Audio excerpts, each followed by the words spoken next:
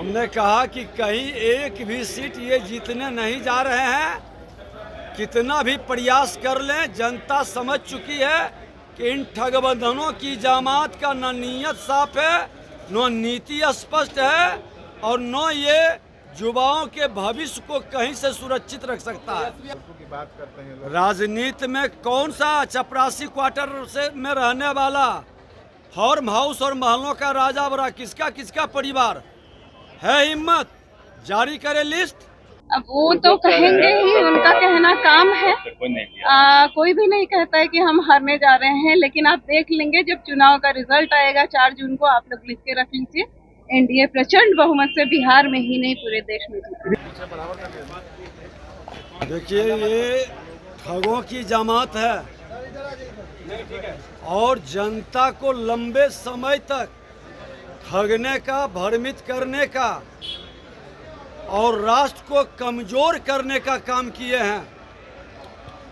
यही लोग हैं कि तुष्टीकरण की राजनीति के नाम पर हमेशा विकास की गति को रोके हैं और विकास में कमीशन और करप्शन का वातावरण इन लोगों ने बनाया है और आज परेशान होकर के संवैधानिक संस्था का भी अपमान कर रहे हैं।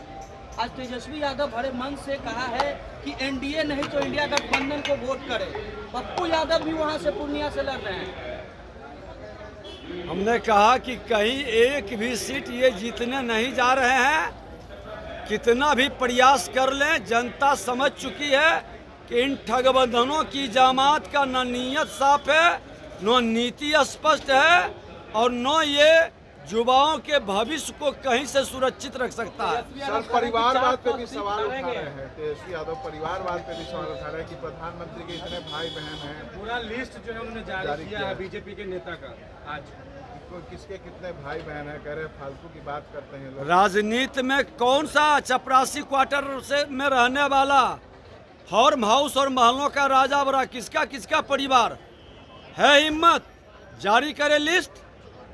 एक भ्रष्टाचारी राजनीति में अगर जो कोई सबसे बड़ा कुनबा समेट के बैठे हैं तो उसका नाम राजद के श्रीमान लालू प्रसाद यादव जी हैं। देश में एनडीए की सरकार आ रही है और 400 से ज्यादा सीटें आ रही हैं और बिहार में हम लोग 100% सीटें जीतेंगे। एनडीए हर हालत में, और जो हालत है देश में उसमें एनडीए पूरी तरह से पूर्ण बहुमत से ही नहीं, प्रचंड बहुमत से जीत गई और बिहार में हम लोग पूरी सीटें जीतेंगे 40।